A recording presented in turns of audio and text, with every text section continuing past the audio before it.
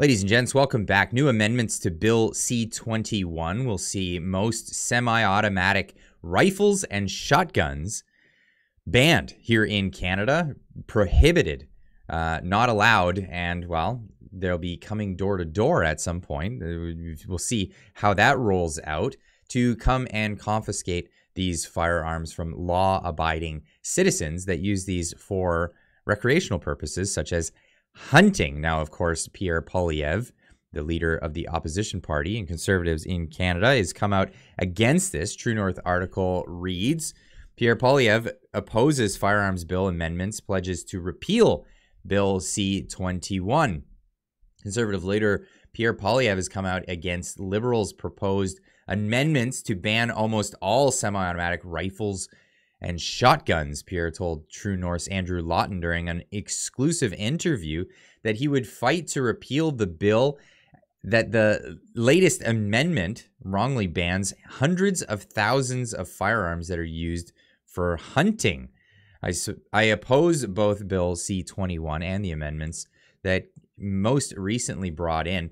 This amendment effectively bans hundreds of thousands, if not millions, of firearms that are in Canada today that are used for hunting. These are hunting rifles and hunting shotguns, responded Pierre Poilievre. Now, like, you have to understand, some of the most popular firearms fall under this category. The SKS, there's a number of semi-automatic shotguns that won't be allowed. Apparently, they've allowed for certain ones to not rile everybody up all at once. But we all know the slippery slope argument here. And the slippery slope is, well, they're not coming for it today, right?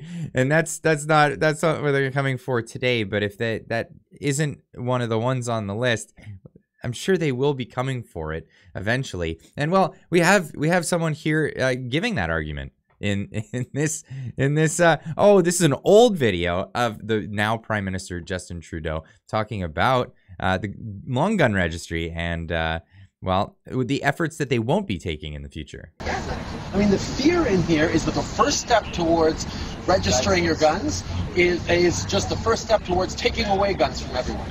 That's never going to happen because here in Canada we have a culture that has grown up with guns and that respects the need to go out into the wilderness and shoot things from time to time. It's part of it. Because that's the perspective of the Prime Minister, is we have a culture where we go and shoot things from time to time out in the wilderness. God, this guy couldn't be any more disconnected from the reality of the situation and the slippery slope in which he's actually sliding down at the moment. The Liberals in committee last week had proposed an amendment that would effectively would expand their ban in C-21 to virtually every semi-automatic rifle and shotgun except for small caliber 22s. And the reason why is because they're banning anything that can eject a cartridge with a center fire cartridge in a semi-automatic function that holds a magazine that has a magazine that can hold more than 5 or can hold up to 5. They say there is no evidence that the massive increase in violent crime in our inner cities is the result of the people in the country using hunting rifles or shotguns, Pierre added. So obviously Conservatives oppose that and we'd repeal it. Instead of a blanket firearms ban, Poilievre said his government would create a committee composed of law enforcement officials, First Nations, hunters, and sport shooters to determine how firearms are classified. Now, right now, the approach that they use is, does it look scary? And, well, I mean, that's been the approach for some time. Does it look scary? Is the gun a scary looking thing? How does it look scary? Well, usually it's functions that make it ergonomic. If it has a pistol grip, normally that makes it look scary. Militarized, I think, is one of the words that they also used. Ergonomics, I think, is a great thing. We encourage ergonomics in the designs of hand tools and power tools and things like that. These are to avoid people from being injured in the use of these things. And a gun is just another tool like any other tool. So yeah, I would encourage people opt for ergonomic designs to avoid injuries. That's really what this is all about. Now, the article goes on to say that there is going to be a interview with Poilievre coming out, with Andrew Lawton and Poilievre. And again, I'll leave the link in the description so you can read the entirety of the rest of that article. But let's get into this. Anti-gun politicians should give up their armed bodyguards. And this is from back in May 15th of 2020 from the Western Standard. And I can't agree with this anymore. The mask has dropped from anti-gun politicians and activists. They aren't content merely to control the most dangerous classification of firearms, but they're on a campaign, to ban most firearms outright. And this is when they were going after assault style. Now they're going after people's just hunting rifles. This is the penultimate step right now to a gun ban altogether. The ultimate step would be to just get rid of the last few that they have. Like, this is something we just can't stand for. The liberal mass ban and looming mass confiscation makes civilian ownership of 1,500 different firearms legal based solely on their aesthetic. The AR-15 sporting rifle, which admittedly looks militaristic on the outside. This is just a subjective opinion. It looks ergonomic. Ergonomic. I'm making up words here today. It's been used in exactly 0 reported crimes in Canada in that rifle's history, and yet it tops the list of dangerous military-style assault rifles to be banned. And this is where it gets ridiculous. Now, Justin Trudeau came out and said, you don't have a right to protect yourself. This is not something that we have in Canada. You cannot defend yourself with a firearm. You can only have other people with firearms protect yourself.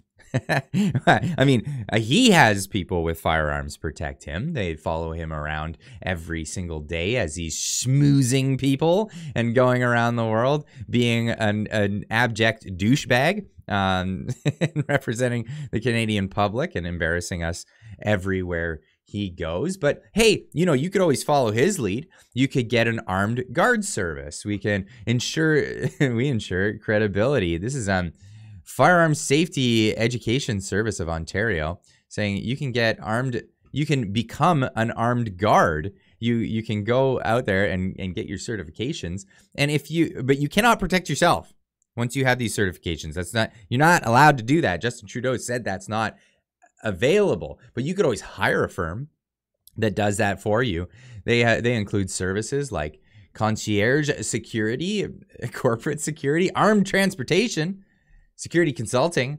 They'll protect your person, property, and your family for you, well, at a giant cost. That's just the way it works here in Canada. If you want to protect yourself, well, you have to have somebody else do it for you. There is security services that are available. If you got the moolah, you got the cash, you got the money to protect yourself, I think we should maybe request a bill that every Canadian has an armed guard service. We need safety for Canadians. Justin Trudeau is out there looking for the safety. That's why he's forcing people to take medical procedures. It's for your safety. I'd say nothing is more safe than everybody having their own armed guard services, either from this service OBN or perhaps Northern Force Security. Hey, why not? Armed security guard for every home in Canada, because we wouldn't want to have any double standards here.